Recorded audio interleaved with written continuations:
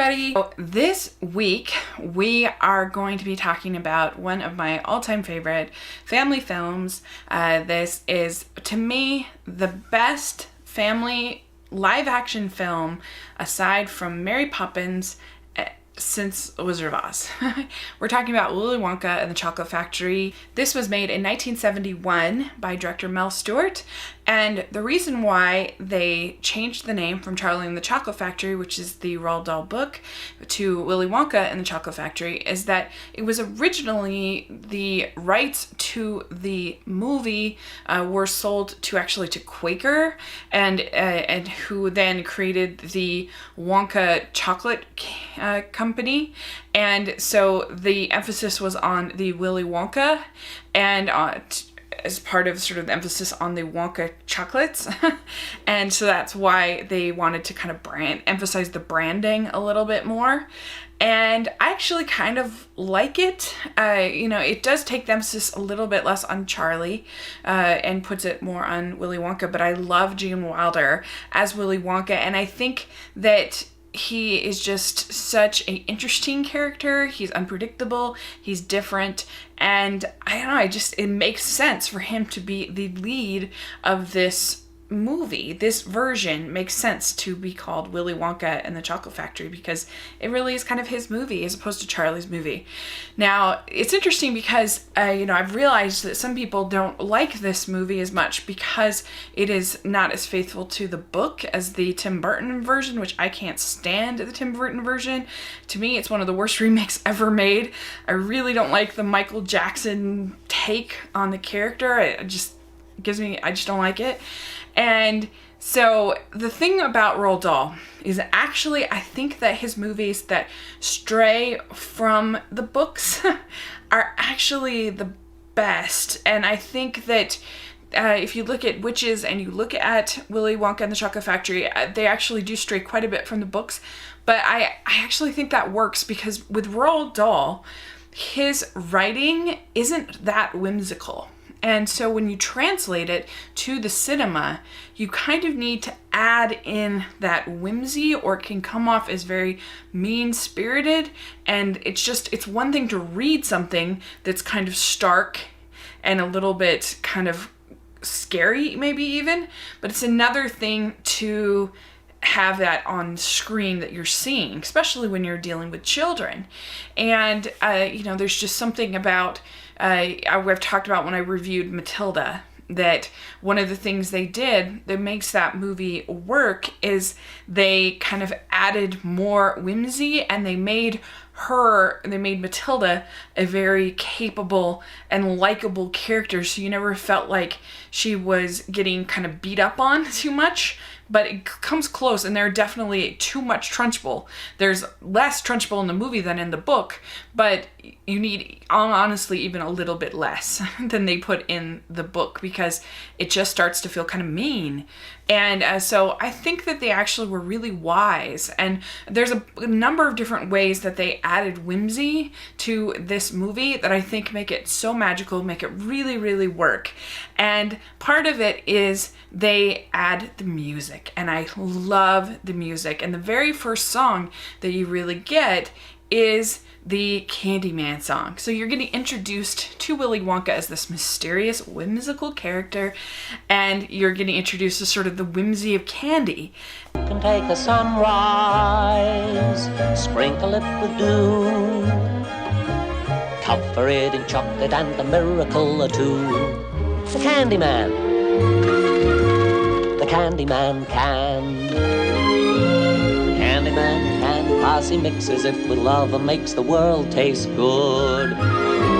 And I just think it's a great way to kind of start off the story. I love Peter Olstrom as Charlie. I think he is such a great child actor, child performance. He's extremely likable. You just bond with him. You want him to be happy. He's self-sacrificing. He's giving up his money and his joys and things so that his grandfather and other people can be happy, and you want him to find that ticket. You really do. And then you get the whimsical, fun scenes of the different people finding their tickets. I really like Veruca Salt, even though she's totally pig-headed, it's done with sort of a charm and again, it's the kind of thing that would be kind of off-putting and unpleasant, but because of the way that it's handled, I think it's kind of funny. And, you know, each of these kids is kind of horrible and their parents are horrible, but they're really fun. And I like the way that Mr. Salt has converted his entire, it's like a sweatshop just for opening tickets and chocolate bars and stuff. And I don't know, I like going from, I like when there's the counterfeit in South America, I think it is pretty fun. And the production values all throughout this whole movie are just incredible, wonderful costumes, everything gives you a sense of place, and just you get that whimsy. And of course, then you see Charlie. First, he doesn't think that he's found a ticket. He opens the chocolate bar. There's one more, and then he finds the coin, and he buys the candy, and he finds the golden ticket, and it's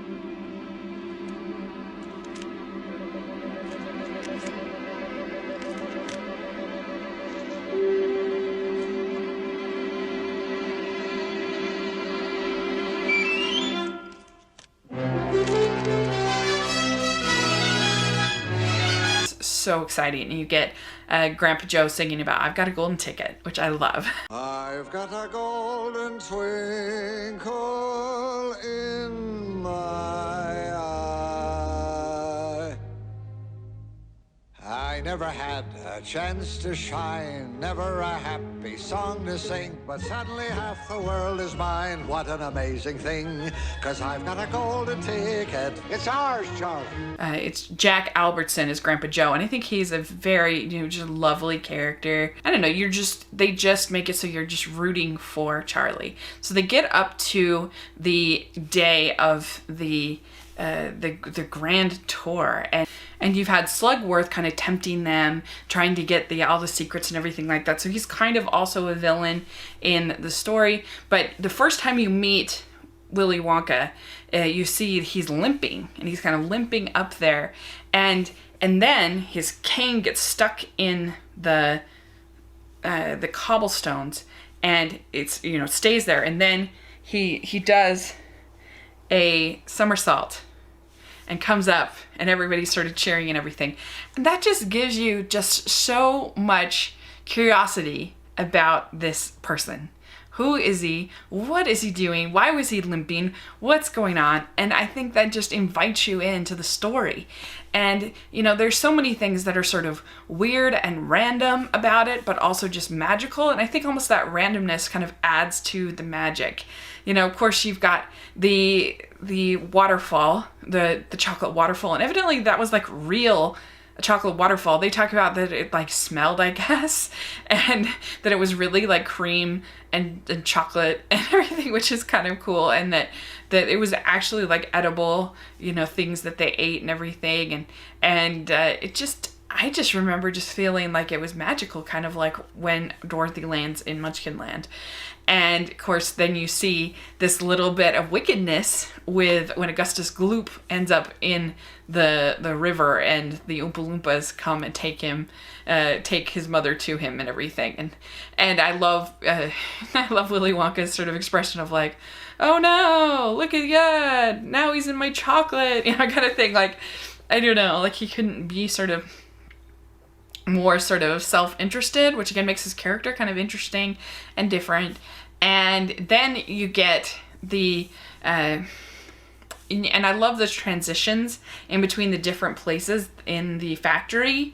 Like you've got, of course, the boat scene, which is just psychedelic and crazy and totally feels like the 70s, and it's kind of a little bit scary, but you just get these little tastes of kind of those changes in tone, whereas I think the Burton one is just sort of all sort of creepy and weird and unpleasant and Michael Jackson, and I don't like it. But this, it's just, you get those little mixes to kind of throw you off guard and sort of draw you into the story, I think, which I love. And, of course, you see each of the characters kind of find their doom, and I think each of these child actors is so great.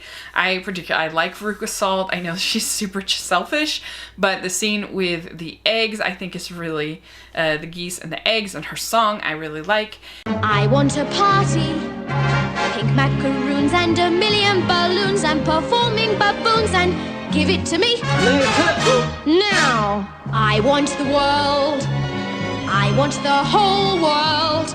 I want to lock it all up in my pocket. It's my bar of chocolates, give it to me now. And then I also like Violet Beauregard. I like when there's like, Violet, you're becoming very Violet. The second course is coming up. Roast beef and a baked potato. Mmm. With sour cream? What's for dessert, baby? Dessert? Here it comes. Blueberry pie and cream. It's the most marvelous blueberry pie I've ever tasted. Holy Toledo, what's happening to your face? Cool it, Dad. Let me finish. Yeah, but your face is turning blue. Violet, you're turning violet, Violet. What are you talking about? That's great. And she's eating the gum, and I remember as a kid just being like, oh, I wonder what that gum tastes like. I want that gum. And the everlasting gobstoppers and just everything just draws you in. I think if I was going to nitpick, like maybe I think when Willy Wonka is so upset with Charlie at the end for the fizzy lifting drinks, it's comes off as a little bit harsh.